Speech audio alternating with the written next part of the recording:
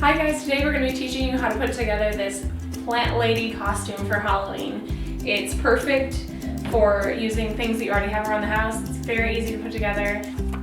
So I'm going to share this print on the blog, but this is just going to be basically a backwards print that says plant lady, so you can make your own shirt. And then you just print it onto transfer paper and then you'll iron it onto your shirt.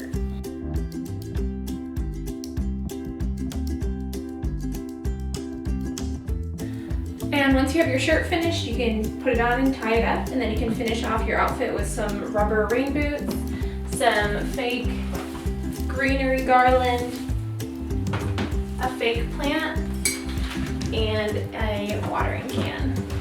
And you're all good to go.